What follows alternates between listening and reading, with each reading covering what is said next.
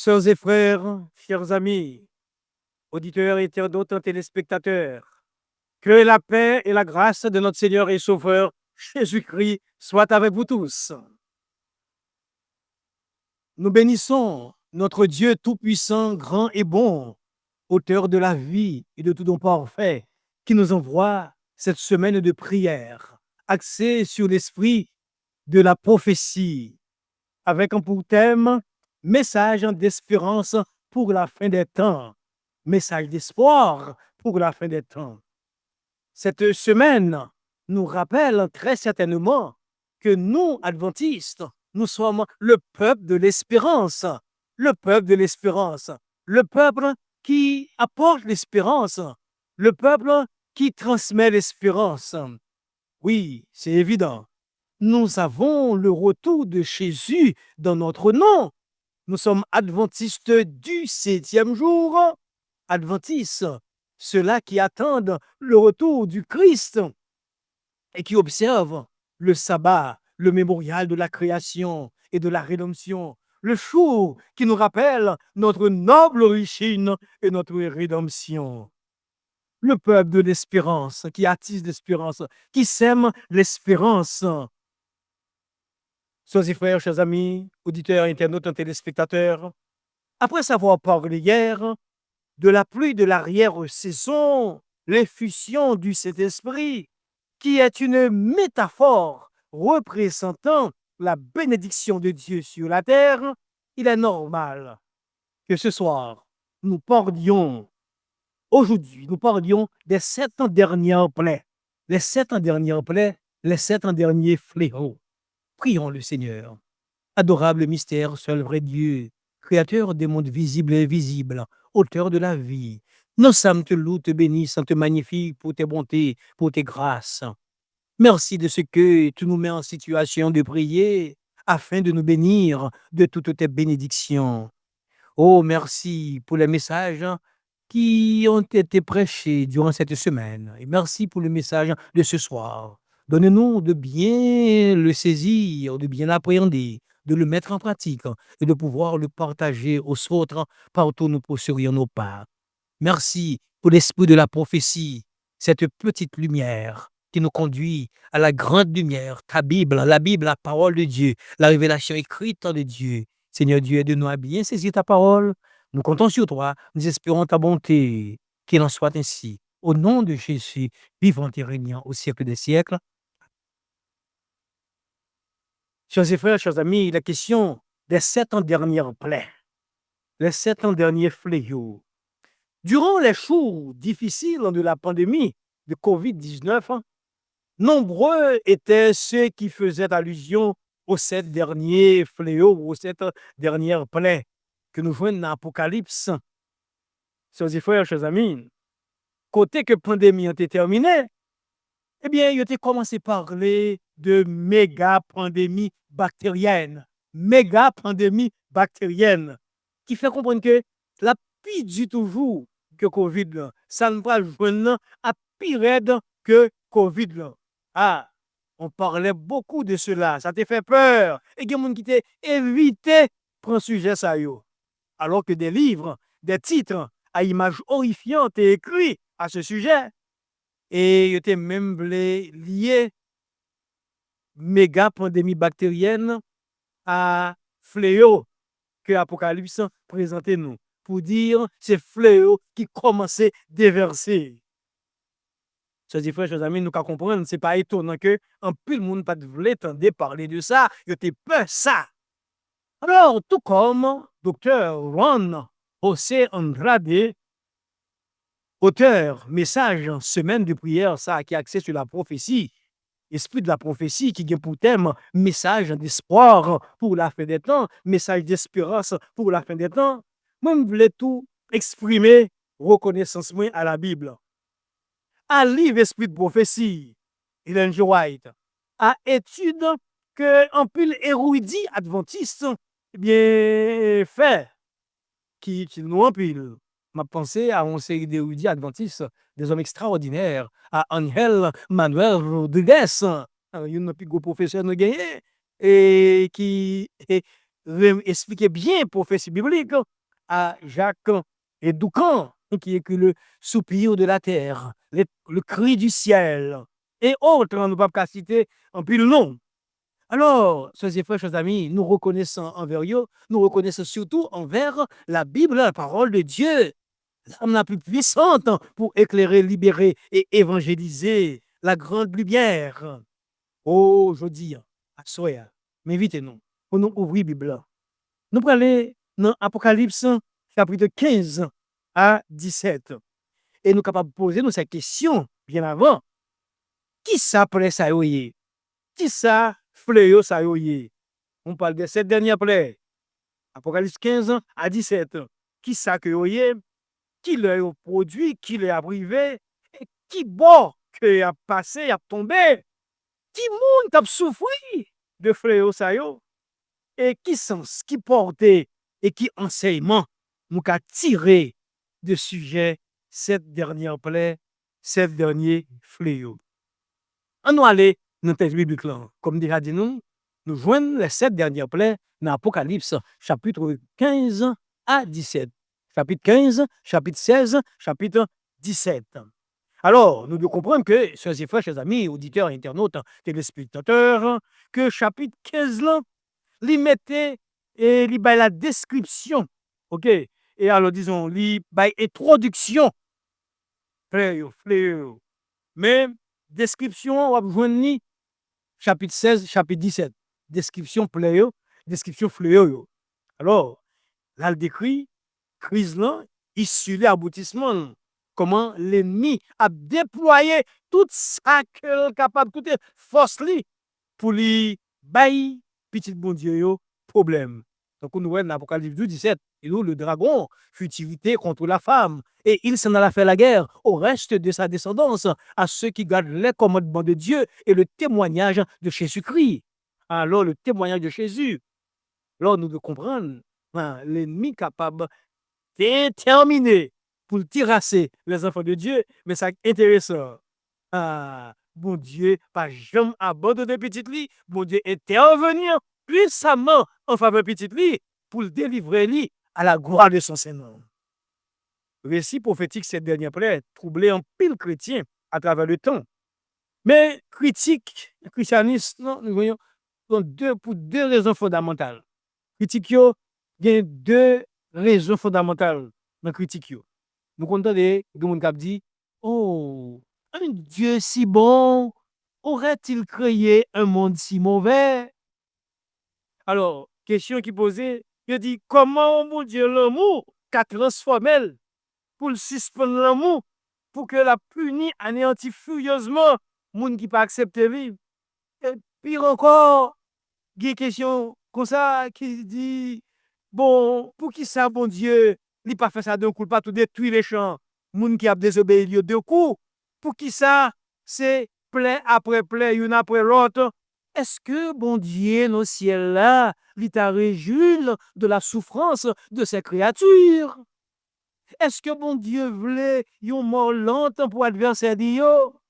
Alors, est-ce que l'État voulait une mort lente, dans le sens que il a torturé un monde, comme monsieur était fait en pile dans le passé, jusqu'à présent, quand il a fait ça, il a fait mon souffrir, et puis il a veillé pour ne pas mourir, pour le prendre pile temps, pour le prendre pile souffrance, jusqu'à ce que il arrive mourir sur ça, il est mort lente de la souffrance. Est-ce que bon Dieu, son type de monde consacré, est-ce que bon Dieu comme ça? Est-ce là un Dieu d'amour? Alors, bon, l'autre aspect qui perturbe moun yo, encore l'autre aspect, ça le dit, il dit comme ça que, aspect ça, qui ça qu'a privé petit bon Dieu? Pendant le plaie a déversé, déferlement des plaies, des fléaux, qui ça qu'a privé petit bon Dieu? Comment y a vivre ça? Est-ce qu'il a souffert tout? Qui ça qu'a passé yo? Alors, comment on est capable de concilier idée d'un Dieu d'amour avec déferlement, fléau, plaie? Il y a des gens qui font allusion à des passages pour dire quel Dieu est semblable à toi, qui pardonne l'iniquité, qui oublie les péchés du reste de son héritage. Qui dit bon Dieu qui semblait à vous-même qui fait ça? Oh, il ne garde pas sa colère à toujours, car il prend plaisir à la miséricorde. Oui, nous sommes là à Michée 7, verset 18. Mais, faut nous reconnaître que la Bible, ailleurs, il dit tout. Car l'Éternel se lèvera comme à la montagne de Pérazim, il s'irritera comme dans la vallée de Gabaron pour faire son œuvre étrange, pour exécuter son travail igné. Ésaïe, chapitre 28, verset 21. Ah, ce qui veut dire que bon Dieu, comme nous venons dans Exode, oui, Dieu les miséricordieux, lent à la colère, riche en bonté et en fidélité, bien sûr. Ah, mais Dieu est aussi juste et droit. Lui, des miséricorde, c'est amour personnifié, mais il est juste, il est droit. La colère de Dieu est différente de la colère des hommes. Ne pas oublier que la Bible dit écrit dans le langage humain pour que nous comprenions. Mais, pas oublier que bon Dieu, colère, bon Dieu, pas même la colère les hommes. Si bon Dieu est en colère tant que nous-mêmes, eh bien, bon Dieu, tu as cessé d'être Dieu. Ça veut dire que tu es influençable. N'importe qui te fait le faire colère, n'importe qui te fait le faire ça pas voulu faire. Non, c'est pas ça. Bon Dieu, il contrôle colère. Et l'amour, bon Dieu, marcher avec justice, bon Dieu. Dieu, pour le bien de ses sujets et pour leur sécurité, punit le transgresseur. Dieu ne travaille pas d'après un plan humain. Il n'est pas un homme pour mentir, ni un fils d'homme pour se repentir. Il peut user d'une justice infinie que l'homme n'a aucun droit d'exercer devant ses frères humains. Bon Dieu, c'est par amour qu'il baille loi, et c'est par amour tout que il punit lorsque ça nécessité. Oh, c'est frères la maison, imaginez une loi sans pénalité. Une loi sans pénalité n'a aucune force. Bien sûr, une loi sans pénalité n'a aucune force. Ça, c'est dans l'événement des derniers jours, page 183. Page 183. La messager du Seigneur, Madame White, il dit, c'est gloire, mon Dieu, pour le miséricordieux, pour le plein compassion, pour le douceur, bonté, vérité.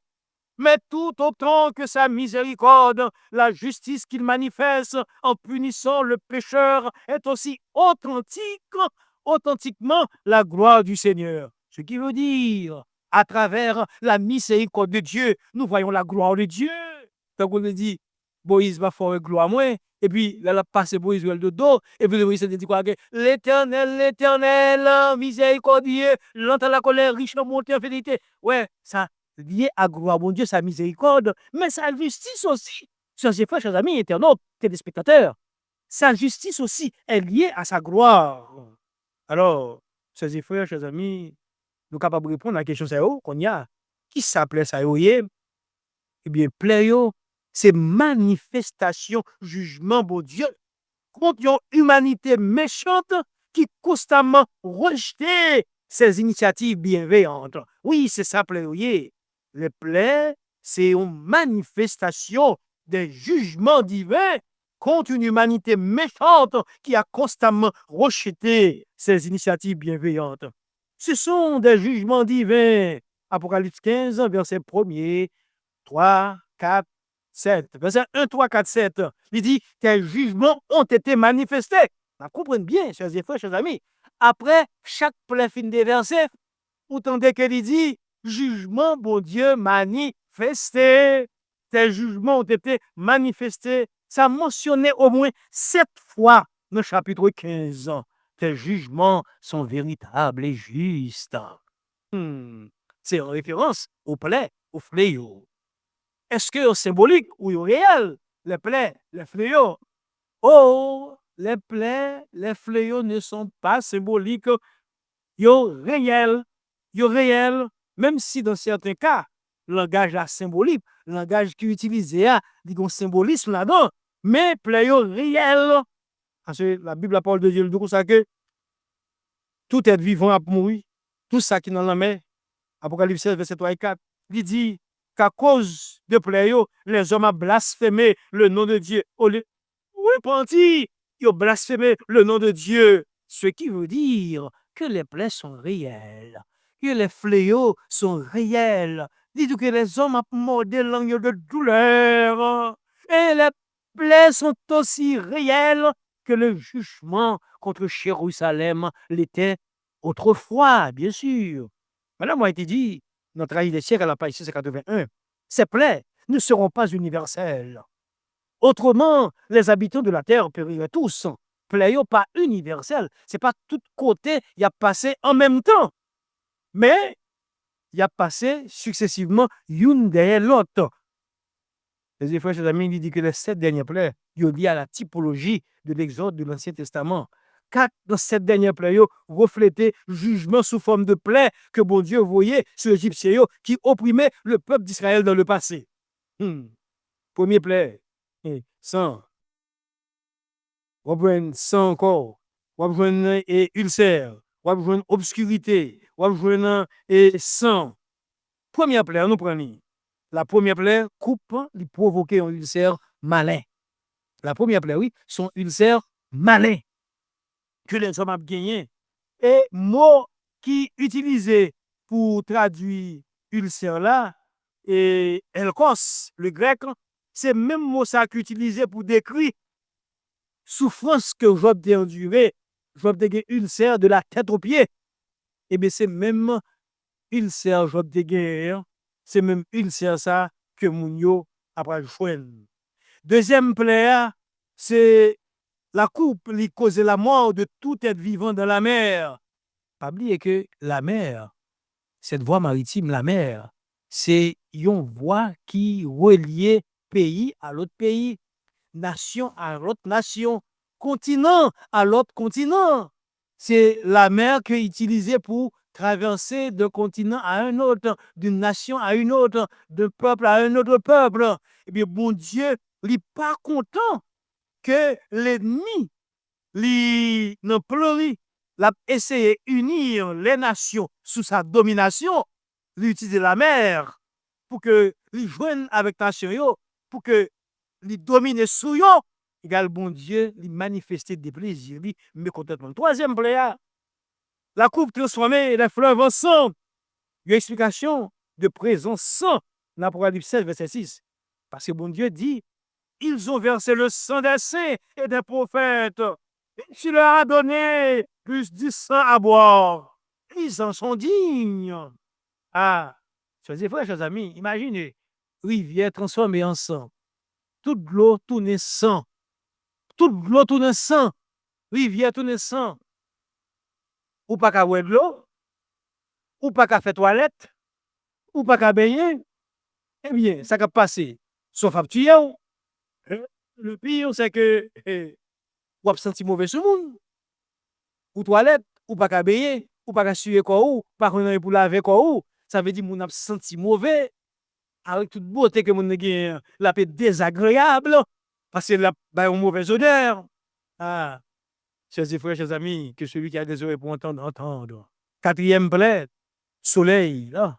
Là, une chaleur qui est terrible. Ça veut dire que nous avons besoin de chaleur solaire là. Nous avons besoin d'énergie solaire là. Mais là, tellement fort que nous ne pouvons pas supporter. Aujourd'hui, le monde parle de réchauffement climatique. Réchauffement climatique, mais nous comprenons que peu à peu, des gangoulas de la fête. Ah oui, et conséquences terribles. Mounio, y aurait l'air, yo souffri, mais yo pas voulu repentir malgré tout. Yo pas cherché une véritable réconciliation. Yo ont dit aussi, cinquième bréa, sous le trône de la bête, cinquième couplant a porté les grands ténèbres, fait noir sur le trône de la bête, et l'aggravation de la douleur causée par la première coupe. Ah, chers frères, nous voyons qu'il y a un rapport. Premier couplant, il dit qu'il y a ulcère qui fait mon âme souffrir. Et puis, cinquième et premier plaie, alors, cinquième plaie a dit comme ça que il y a fait noir et mon âme souffrir, raide marée.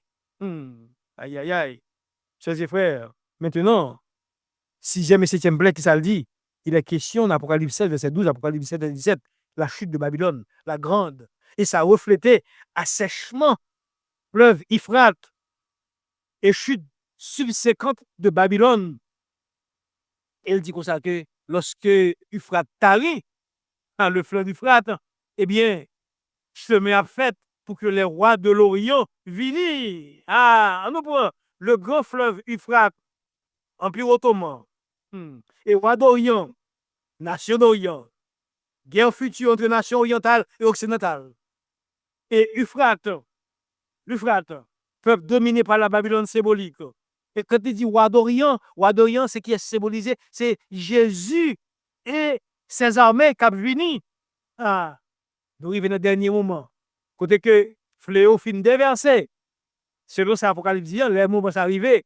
Les sixième fléau a déversé. Et tu crois que c'est le moment côté que la bataille après le fait, bataille Armageddon. Et puis, le Fils de Dieu, Jésus, le roi de l'Orient, c'est lui, roi Orient. Roi Orient fait référence à Jésus-Christ et ses armées qui ont venu pour délivrer son peuple, pour délivrer ses enfants. Alors, une première interprétation qui dit Armageddon met en évidence conflit politico-militaire. Conflit politico-militaire, nous comprenons ça, parce que nous, quand on est là, ce n'est pas deux conflits qui gagnent. Et guerre entre nations, ça et ça. OK? Mais deuxième interprétation, pas besoin de citer ma parole, ça va passer entre Iran et Irak, ça va passer entre Ukraine et Russie, tout ça. Mais deuxième interprétation, la bataille d'Armageddon, il va commencer lorsque puissance religieuse et politique va unir contre le peuple de Dieu, le peuple du reste, le peuple du reste de Dieu. Sœurs et frères, on essaye, font rapidement une petite étude dans similitude qui gagne de deux interprétations. Premièrement, c'est la dernière grande bataille de cette terre. Et bataille ça, il là dans le futur. Deuxièmement, le fleuve Euphrates représente le monde. Et là, on dit que dans la bouche bête là, et faux prophète là, dans la bouche bête là, dragon et bête là sorti, trois esprits impurs. Qui ça y est? Esprit impur ça y est. Il y a allé pour y aller séduire les habitants de la terre. C'est la papauté, le protestantisme apostat, le spiritisme, le paganisme. Ces trois esprits impurs, c'est la papauté, le protestantisme apostat qui fait qu'on est qu'il en doit chemin et pourtant pas observer les commandements de Dieu correctement, faire volonté de mon Dieu. Et le spiritisme qui a fait des dégâts de nos jours, le paganisme. Alors que trois sont rassemblés pour faire du mal. C'est ça qui a passé. Les trois esprits impurs, nature religieuse, force cap unis et politiquement et militairement, des préparatifs à faire. Chers frères, chers amis, le message des dernières plaies, est fondamental.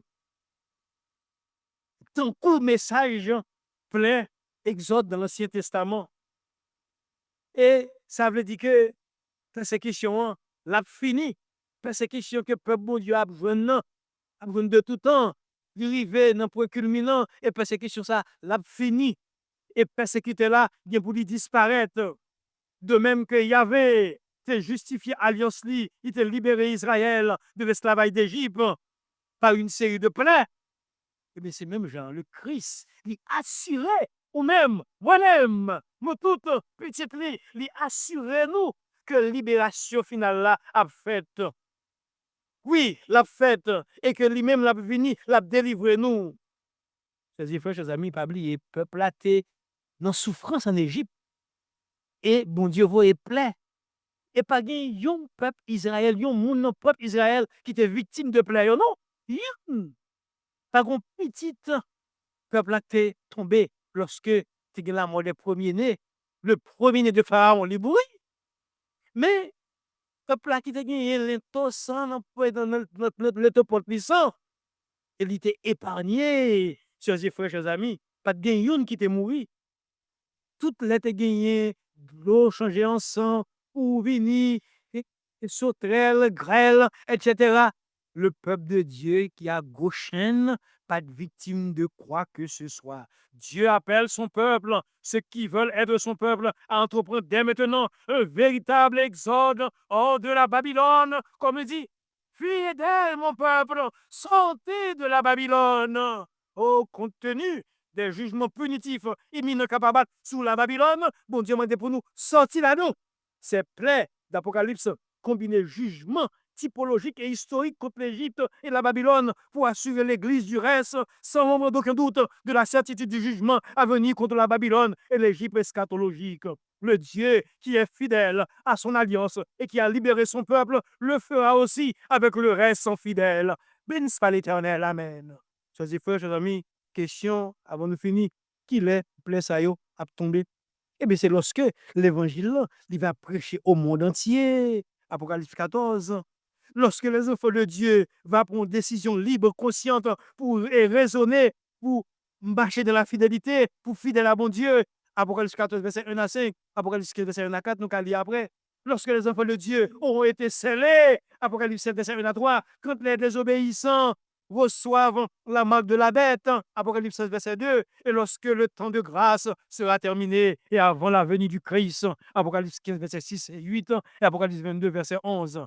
Chers frères, chers amis, bon Dieu pas permettre que les reprouvés détruisent nous qui observent. Il ne pas permettre ça. Les enfants de Dieu, ils ne pas dispenser de la souffrance. Non, ils ont souffert, mais pas victime de pléau.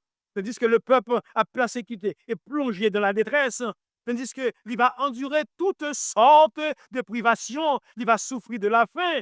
Mais le peuple de Dieu, comme Israël en Égypte, ne sera pas abandonné. Ce peuple ne périra pas. Oh, si le sang des fidèles témoins du Christ était versé à ce moment, il ne servirait pas comme le sang des martyrs de semence pour la moisson de Dieu. Événement des derniers jours, page 198. Le chapitre 17 d'Apocalypse décrit la crise finale. Lorsque Satan va déployer tout effort pour l'anéantir, près mon Dieu, comme nous venons dans Apocalypse 12, 17, le dragon futilité contre la femme, et il s'en a fait la guerre au reste de sa descendance, à ceux qui gardent les commandements de Dieu et le témoignage de Jésus. Alors, ça va passer. Eh bien, bon Dieu a intervenir pour délivrer son peuple. Dans tout ça, bon message d'espoir et de réconfort. Dieu qui est parole, il va délivrer ses enfants au temps de la tentation.